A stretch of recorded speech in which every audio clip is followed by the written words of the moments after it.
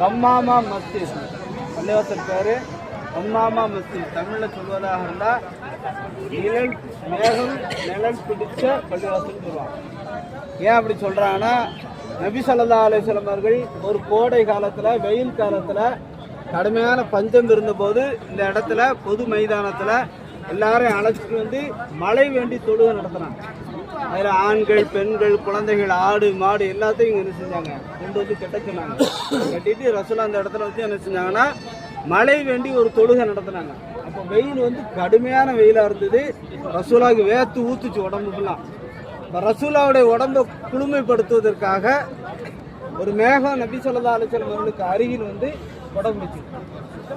ரசூலாவுடைய அந்த வெக்கையை, வேர்வையை தணிக்கிறதுக்காக மேகம் கீழே இறங்கி வந்து ரசூலாவுக்கு என்ன செஞ்சு நிழல் பிடிச்சதுனால இந்த இடத்துக்கு பேர் கம்மாமா மஸ்ஜித் சொல்லுவாங்க. மேகம் நிழல் பிடித்த பள்ளிவாசல் சொல்லுவாங்க.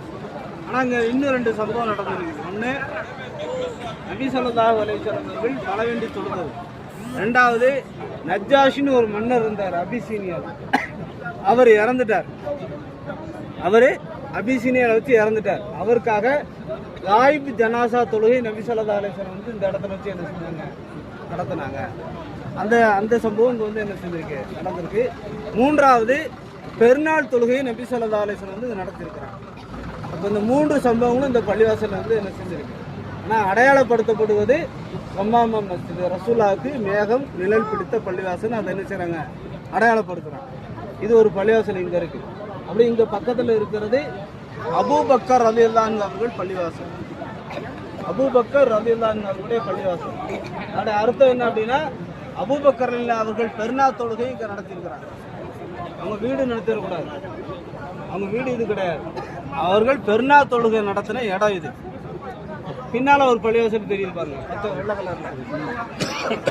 அது அலி ரலியல்லாஹு அன்ஹு அவர்களுடைய பள்ளிவாசல். அலி ரலியல்லாஹு அவர்கள் என்ன செய்கிறாங்கன்னா, மதீனாவில் இருக்கும்போது உஸ்மான் ரலியல்லாஹு அவர்கள் கலீஃபாவாக இருக்கிறாங்க. உஸ்மான் ரலியல்லாஹு அவர்களை எதிரிகள் சில பேர் என்ன செஞ்சாங்கன்னா, வீட்டில் வந்து சிறை வச்சுட்டாங்க. அது ஒரு குழப்பமான காலம். அது முஸ்லீம்களுக்கு இடையிலே ஒரு சின்ன பிரச்சனை நடந்து கொண்டிருந்த காலம்.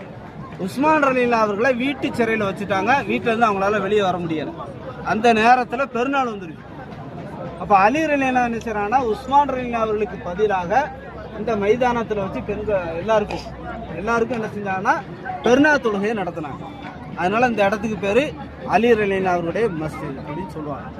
அப்படியே பின்னால் இந்த ஹோட்டல் தெரியுதா, அந்த ஹோட்டலுக்கு பின்னால் உமர் ரலியல்லாஹு அன்ஹு அவர்களுடைய பள்ளிவாசல் இருக்கு.